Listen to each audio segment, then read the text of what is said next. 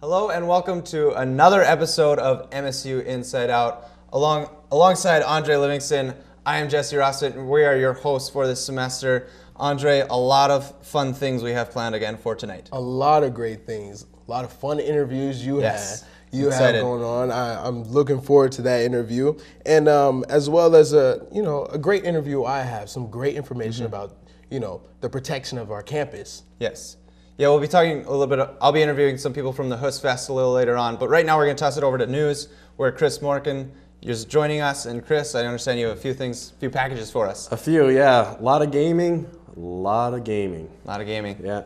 All right. Whether you see him at tailgating or the game, Buckshot has always been around to entertain and pump up the crowds. Megan Wolf takes an in-depth look at our Minot State's wacky mascot. With homecoming coming to an end, the spirit of MSU lives on through the face of athletics. Buckshot. Many people in the community know Buckshot as the mascot at Minot State, but that is not all that Buckshot signifies. To the students at MSU, Buckshot is a symbol of school spirit. Ryan Fruja, the Assistant Director of Marketing and Promotions at Minot State, says Buckshot not only raises school spirit, but raises the spirit of all the teams as well. A lot of game day atmosphere is getting people to the game, but then if you need to continue to fester that crowd energy and getting Buckshot to the games and having him be energetic and dance around and kind of be silly and being that inspiration, that can increase the crowd's energy, and that will transpire back onto the field, because these girls and these guys, they need that extra support sometimes, and it's good to have that loud crowd behind you. Whether he's at tailgating or at the game, Buckshot interacts with the Little Beavers and with the diehard fans. Yeah, absolutely. I think during tailgating is when people kind of get those selfies with him. They get their pictures snapped with him. I know that we're kind of starting to push the get your selfie with Buckshot type stuff. And during tailgating is when a lot of the little kids, when they get to kind of be playing and walking around, and that's when Buckshot's walking around the crowds more, that's when they get that younger kid interaction. But when it's game time, he's going out and he's getting his hand in the air, pump up the crowd.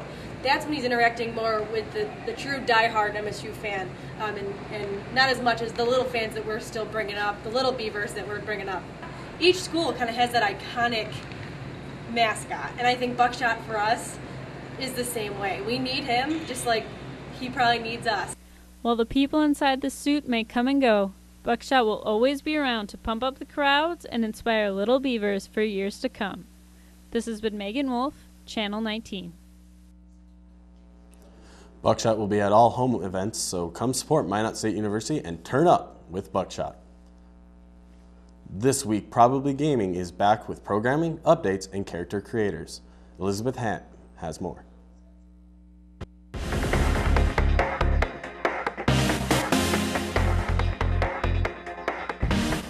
This week, girls rule the world, especially the gaming world.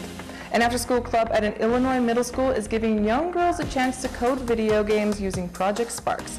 The game, which was announced last year at E3, is still in the beta stage, but these girls are getting a chance to test the game out before release. The school was surprised at the popularity of the Project Sparks program. The girls-only session filled up by the end of the day, and the other two sessions filled up in less than 5 hours. The club organizer and former computer programmer Patty Hicks says computers are used in everyday job fields, and having a basic knowledge of computer coding is critical for future success, which this after-school program provides. If anyone wishes to do the same as these girls and learn how to make their own games in Project Sparks, they don't have to wait long. The game is slated for release on October 7th. The Sims 4 is going to get some free updates that will make many of the players happy. In the next 3 months, the game is going to get 3 big updates that throw back to the previous generations of the Sims games. Starting this week, Sims 4 players will be seeing ghosts floating around their games again. Next month, the controversial pools will reappear, and December brings new careers. The launch date for the pools and the careers are still up in the air, and we won't know until the launch if the careers are more traditional like previous installments or more wacky additions.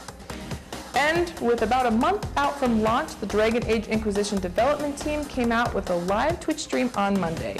The stream focuses on the new gameplay and the anticipated character creation screens. The video features tarot card selection screens, Sims 4-like sliders for changing facial features, and movable scars. Dragon Age Inquisition character creation is their most advanced yet, and I can't wait to see the different Inquisitors people make. That's all I've got this week. You can check out more gaming news on probablygaming.com. Until next time, I'm Elizabeth Ham, and you guessed it, I'm Probably Gaming.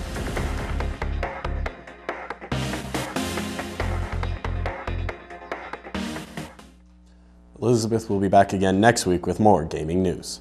Games, and more games, Dre. For sure. Chris, what kind of games you playing these days? Oh, I'm playing NHL 15. Oh, nice. Okay, I played that last night. Well, moving on, universities across the nation are raising awareness about the prevention of sexual violence on campus. Minot State University's Keep You Safe program is in the forefront of this effort. Rural Crime and Justice Center Project Coordinator Lisa Dooley joins us today on MSU Inside Out. Thanks for coming. Thank you, Andre. Okay, jumping right into it, how did the Keep You Safe program come about, and what is it specifically? The Keep You Safe program was implemented here at Minot State University to eradicate all forms of oppression, bias, and harassment on campus, and to bring awareness to the resources that are available often on campus to our students, to our faculty and staff. Okay, you're talking about the different resources. Some of the things that were put on campus, 28 blue emergency lights were put on around campus. In short, what are those for? The blue lights, yes, you will see that are located on pedestals and on the buildings are to be used in emergencies or just simply if a student is not feeling comfortable and need an escort from safety and security. So you would initiate by pushing the button and it would make a call to safety and security or the Minot Police Department. Why would you say this program is important? This program is important because it allows victims to feel comfortable and to be empowered knowing that Minot State University is here to support them and to take the issue of sexual violence serious. And when victims are aware that resources are in place and they're available, they're more likely to come forward and to hold the perpetrators accountable. Mm-hmm. Reporting incidents and potential incidents are very essential to the campus. How does that keep the campus safe? Correct. Reporting incidents or potential items are keeping the campus community safe by allowing our students to feel that they are safe on campus so that they can receive an education that is free from any type of sexual violence. Oh, okay. You're talking about sexual violence. A documentary on sexual violence will be played October 9th in the Beaver Dam at 7 p.m. Can you just expound upon that documentary and what exactly will be going on that night? The documentary consists of 8 women's story of sexual assault who share one common factor, that they all knew their perpetrator. The film will be followed by a panel of experts within the community to lead this discussion about sexual violence and the importance of coming forward and knowing that there are resources available. Definitely an important thing and definitely something to raise awareness about. The Keep You Safe program is a great program at Minot State University's campus. Definitely go check that out October 9th in the Beaver Dam at 7 p.m. Well, stick around for more fantasy football tips and sports and a great interview from Bridget and Jesse Rosvick coming up.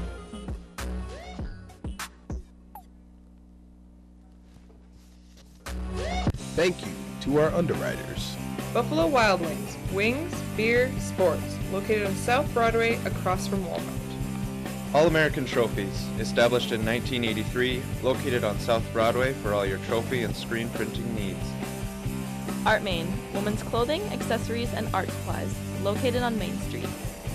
Digital Office Center, offices located in Minot and Bismarck, provides a complete line of Xerox equipment, supplies, and other services.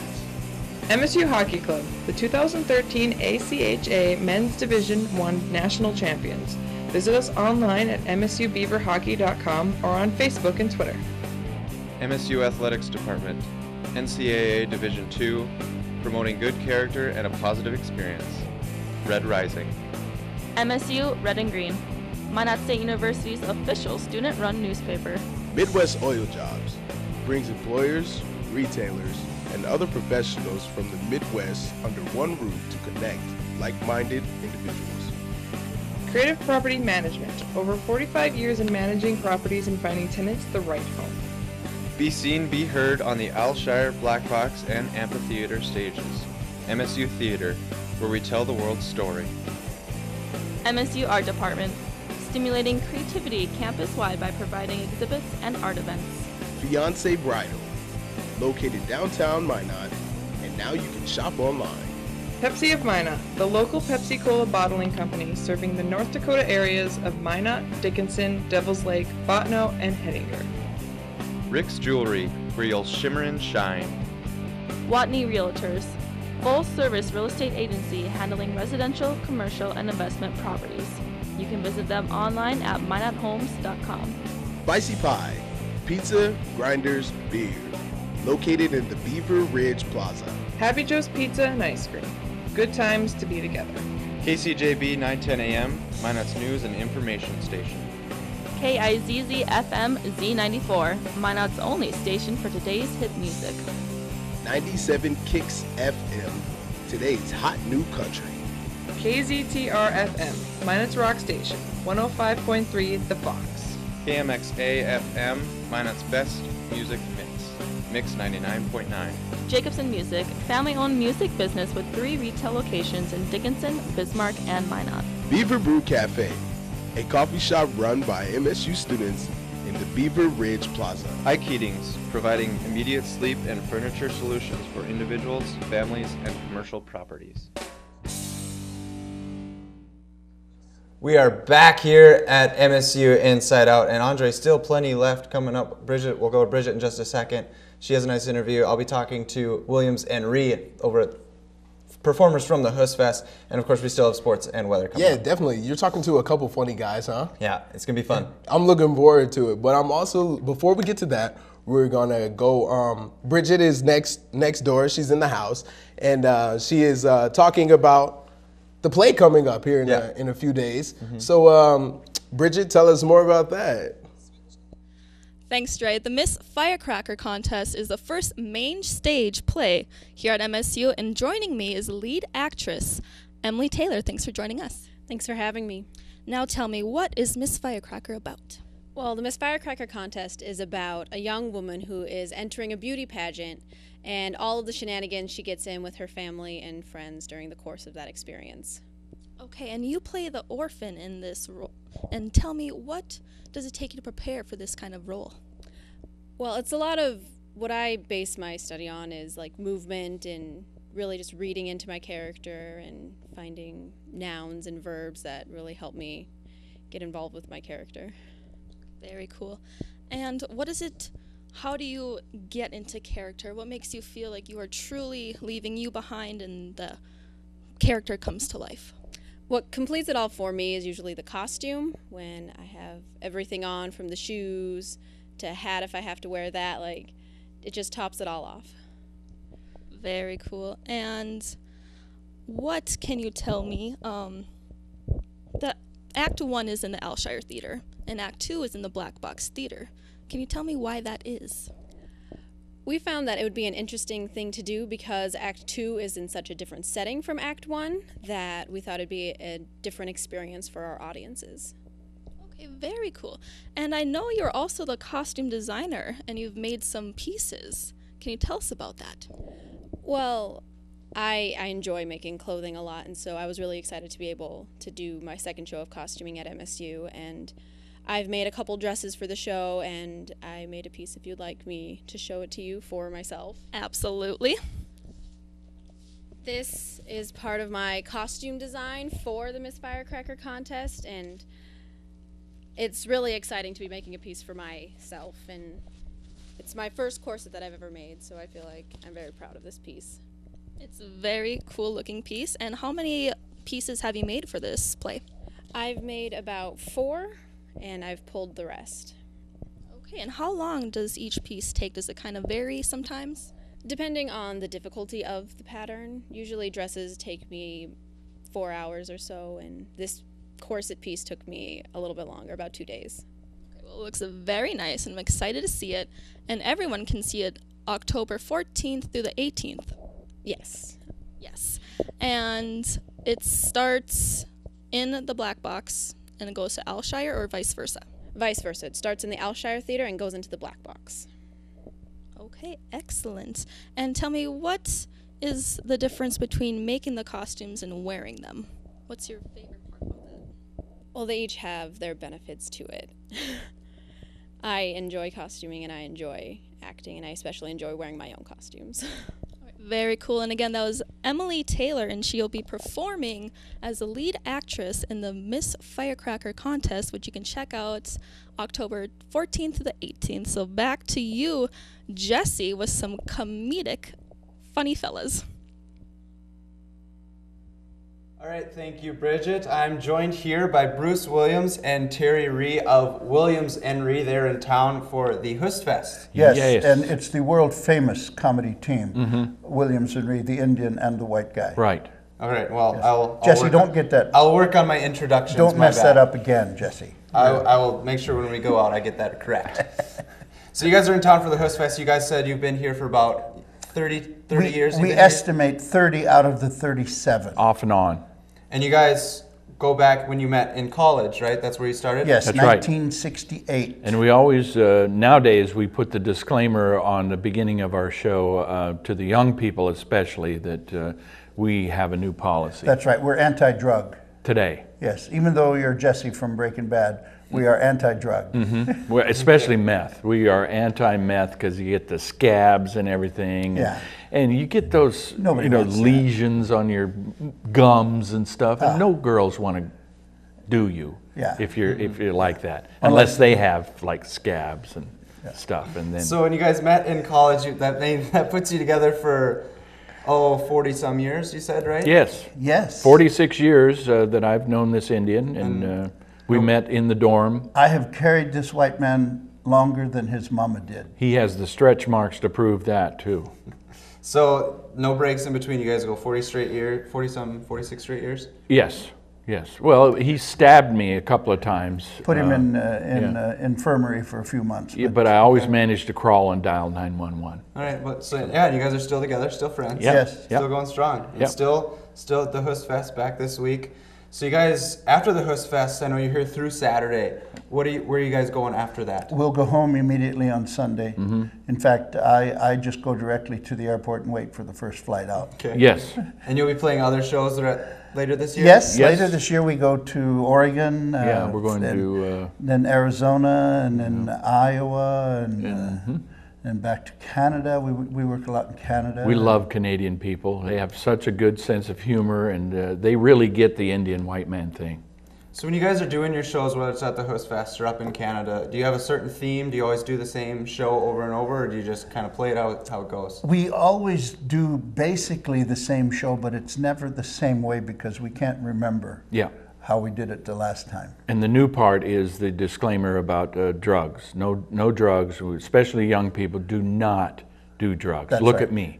Yes. Look at him. Yes. He's 27 years old. Yes. Jesse, and this is what will happen. You know, like I smoked a lot of weed, and my hippocampus on this side of my brain, the hippo has moved off campus and is living in Minton, Saskatchewan now. That's right. And I tell people... that's a nice town. It is, yes. I tell people I'm 65 years old and I've never done an illegal drug in my life. And I will vouch for him. He is 65 years old. That's right.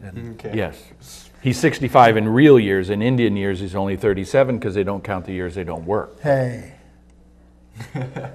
So I saw earlier today, I went to a show earlier today. That's Did where we I do saw that you guys. bit in the show? No. You worked in Mina State, and you worked in the Beavers, and then you moved on to Justin Bieber. Yes. You worked in one of those and a few other jokes. It was we very enjoyable. We like 3 beavers at a time. Play on words, you know, beaver. Yeah. Is it true, Jesse, that Minot State used to select their homecoming queen by sending all of the entries to a famous person and they got to decide? I can't comment on that because I'm not sure. Really? Yeah. Could you have someone in the history department? I'll see what I can do, and I'll get back to you guys on because that. I was told from a former student that that's the way it was done. At least one year, and they sent it to Johnny Carson, the old Johnny Carson show. And Johnny said he gets to pick Miss Beaver. So Yeah, well, we actually just had homecoming last week, and we had our homecoming king and queen on this show. So. And were you able to vote for them? Yes, we voted for them. Oh, so it's changed. So it's kind of like a Hong Kong thing. There was a rally and. Well, yeah, we had a bunch of activities last week. It was free food and stuff like that. So it was just things to get people to campus and vote for king and queen. Yeah. So you're now a democracy then. You don't just absolutely someone just pick the queen. No, nobody picks. Okay. Nobody picks and free food. If it's potato salad, be careful because that Ebola virus can stay on raw eggs for up to 3 days. Wash your hands constantly. Absolutely, always. All right. Well, thanks guys again for being on the show. I know you've been here before. And yes. It was great to have you again. Again, that's the famous Williams and Ree, the Indian and the white guy. Thanks again for joining us. You can see them at the Huss Fest all the way through Saturday. Now I'm going to send it over to Nolan Axton with sports. Thanks, Jess. Thanks, Jesse. Of course, with another episode of MSU Inside Out means another edition of Andre's Fantasy Football. Ladies and gentlemen, welcome to Week 5 of Andre's Fantasy Football Minute. In Week 5, you'll want to establish a good run game. I like Matt Asiata and Jerick McKinnon. This 1-2 punch will be deadly for the Vikings. They'll run all over the Packers' worst-ranked run defense. I also like Andre Ellington. He has a great first name, not last, but first, and he'll be great for Week 5. He's healthy and ready to run. For quarterbacks, I've been back and forth on this all week, but for now, I'll go with Colin Kaepernick. He'll run and he'll pass, and I guess he'll do that against the Chiefs. And he'll be passing to Michael Crabtree. Expect them to find the end zone a couple times. Both are good start on Sunday. Well, that's all I have for my Week 5 minute. Remember, everything will be great if you listen to Dre.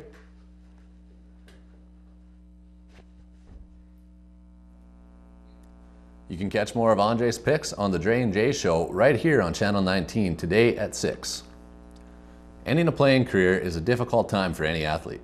Tonight we find out how 2 Minot State baseball vets continue to find out where the road will take them in their baseball career. Onto the diamond for the last time is one of the hardest things a baseball player will ever do. But for 2 Minot State alums, their time on the field is far from over. Sean Arbo and Connor Mooten have traded in their cleats for fungos to take on a new task for the Beavers. Well, obviously, growing up, baseball is a big part of my life. I was fortunate enough to come to Minot State here and had some pretty good success as a player for 4 years, and now, it makes me want to help building the program from different aspects of things. Try to coach and build a program from the coaching side. I wanted to stick around. I like the guys on the team. I want to help out the new kids. It's all about taking what you learn and passing it on to everyone else. I think there's lots of life lessons to be learned from baseball. I mean, it's a game with so much humanism to it. There's just so many things you can take away, not just off or on the field, but off the field as well. Mooten, the Beavs' starting catcher last year, assumed the role of student assistant and will work primarily with the new catchers. Arbo, the former utility man, is the second student assistant coach and is also the man behind the camera for most of your Minot State athletics. Typical game day, I do game day photography for the website, MSU Beavers. And I set up from A-frames to the big dam inflatable. Although the 2 will not be playing this year, the possibility of returning to the field is not out of the question, with both receiving emails from teams in Australia and Sweden. I got 2 offers to play in Australia, one in Adelaide and one in Canberra.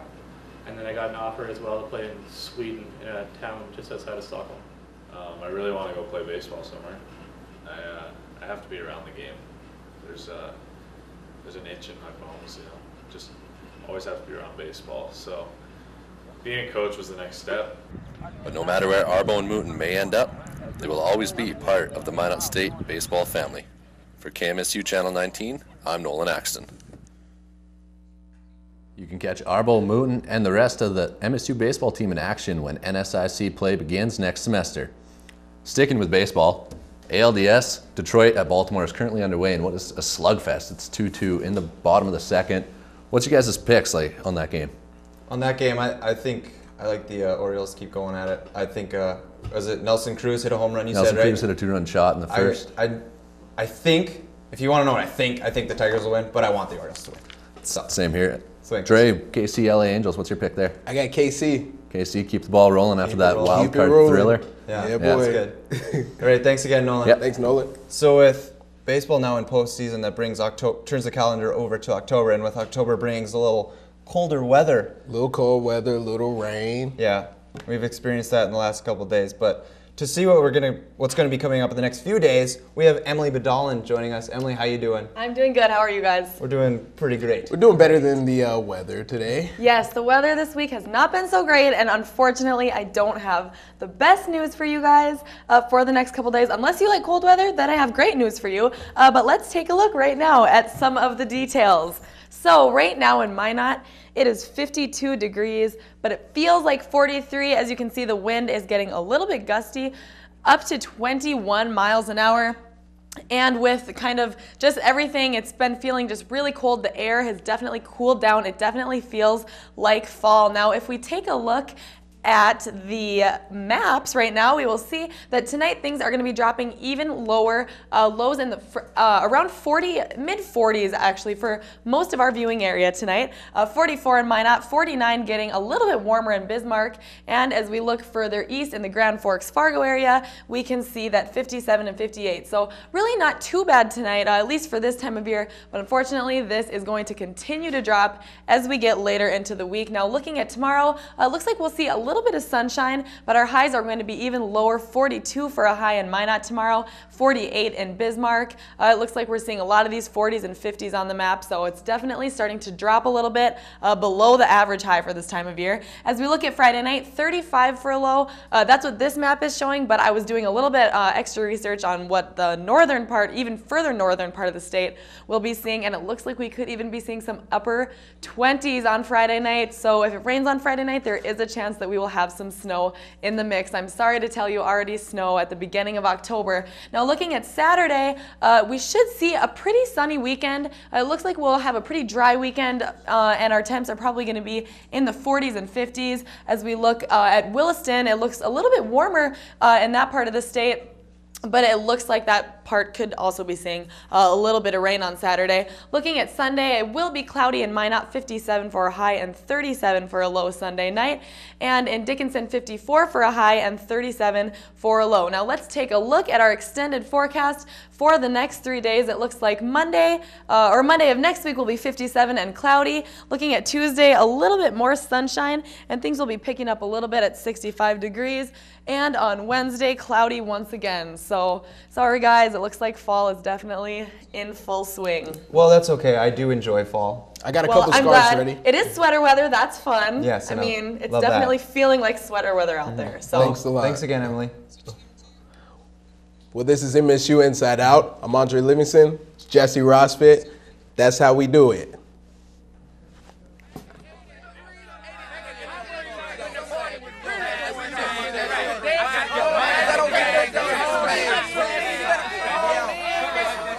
This is how we do.